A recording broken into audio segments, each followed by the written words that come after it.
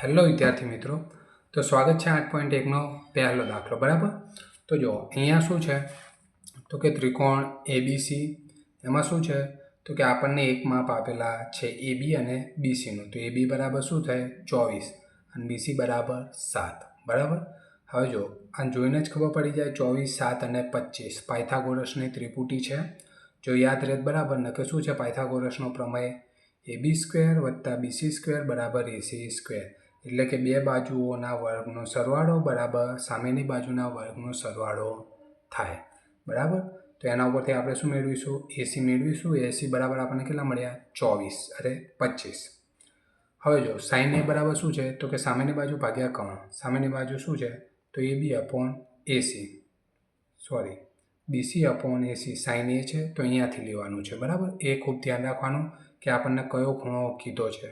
C કીધો હોય તો સી લેવાનું, એ કીધો હોય તો એ. બરાબર. ડાયરેક્ટ કિંમત મૂકી એટલે શું થાય? જવાબ આવી જાય. સાઇન એ બરાબર 7/25. એ રીતના કોસ એ બરાબર શું થાય તો 24/25. સાઇન સી શું થાય તો કે 24/25 અને કોસ સી શું થાય તો કે 7/25. આ જ રીતનો એકદમ ઇઝીમાં ઇઝી રીત છે. નેક્સ્ટ દાખલો જોઈએ.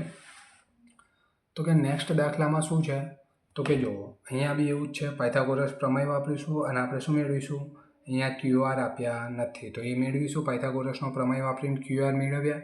પછી શું છે તો કે અહીંયા tan p - cot r શોધવાનો છે. તો tan p કેટલો થાય તો એ મેળવીશું. સામેની બાજુ ભાગ્યા પાસેની બાજુ.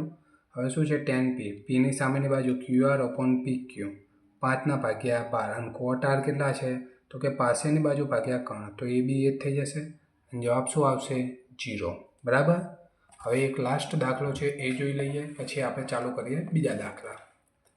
જો હવે આમાં શું છે તો કે સાઇન એ = 3/4 આપણને આપેલું છે. તો સાઇન એનું સૂત્ર શું છે? સામેની બાજુ ભાગ્યા કર્ણ. સામેની બાજુ કેટલી થાય? 3 અને કર્ણ કેટલો થાય? 4.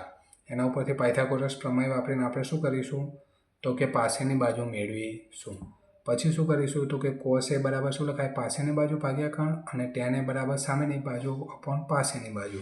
એ બંનેની કિંમત મેળવીશું.